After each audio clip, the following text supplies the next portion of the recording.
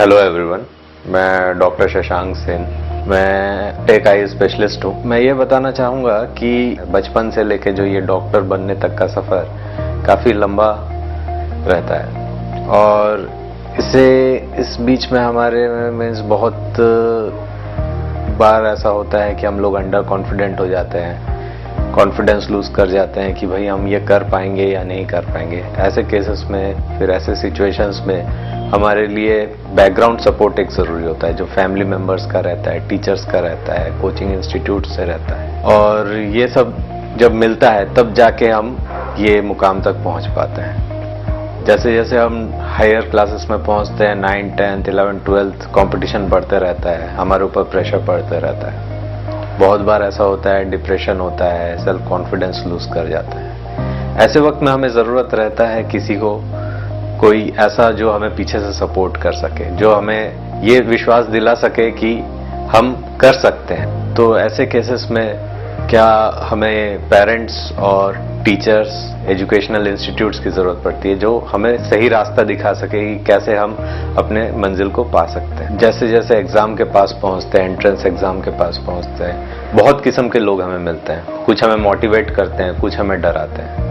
जो हमें मोटिवेट करते हैं उनकी बातें सुनिए, जो हमें डराते हैं उनकी भी बातें सुनिए।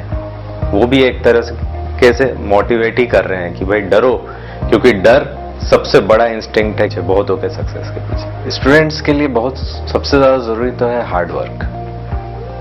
There is no alternative to hard work. मैं हमेशा ये चीज सबको कहता हूँ। सेकेंड होता है टाइम मैनेजमेंट। टाइम मैनेजमेंट में हम लोग सबसे बड़ी गलती करते हैं, हम लोग रिवीजन के लिए टाइम नहीं दे पाते। आखिरी मैं जिस फैमिली से हूँ, मेरे फैमिली बैकग्राउंड में कोई भी डॉक्टर नहीं है। मैं अपने फैमिली में पहला डॉक्टर हूँ।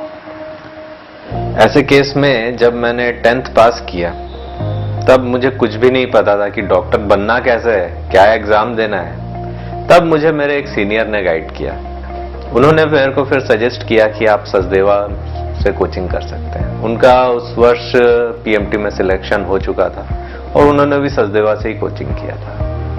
और सेल्फ असेसमेंट टेस्ट मैंने ज्वाइन किया था। उससे भी मैं अपने आप को असेस कर पा रहा था कि मुझे और कितनी मेहनत करनी है, मैं कहाँ कहाँ गलतियां कर रहा हूँ, मेरी क्या गलतियां हैं, मैं उन्हें कैसे सुधारूं।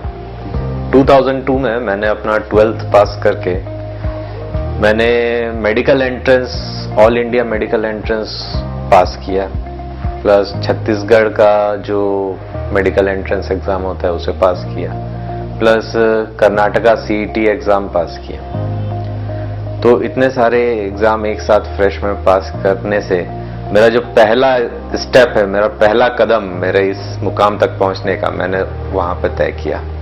तो ऐसे ही एक बार बहुत ही प्रेशर में था, तब एक बार मुझे सचदेवा के director sir Chiranjeevi Jain sir ने बुलाया अपने चैम्बर में। मैं अपने क्लास में ही बैठा था। तो सर ने मेरे से पूछा कि भाई क्या प्लान है, क्या करना चाहते हो। सर कुछ नहीं, देखते हैं, अगर पीएमटी में हो जाता है सिलेक्शन इस साल तो अच्छा है, नहीं होगा तो एक साल ड्रॉप ले लेंगे।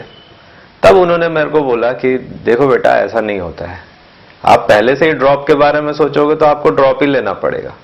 आपको आज से ही सोचना है कि नहीं, मुझे तो ड्रॉप नहीं लेना है, आपको इसी अटेम्प्ट में ही करना है। तो वो जो एक मोटिवेशन था मेरे लिए सर का कि हाँ नहीं, मुझे आज ही करना है, इसी वक्त करना है और इसी अटेम्प्ट में मुझे निकालना है। उसके बाद से मैंने सोचना बंद कर दिया कि मुझे ड्रॉप लेना है और अपनी पूरी मेहनत लगाई।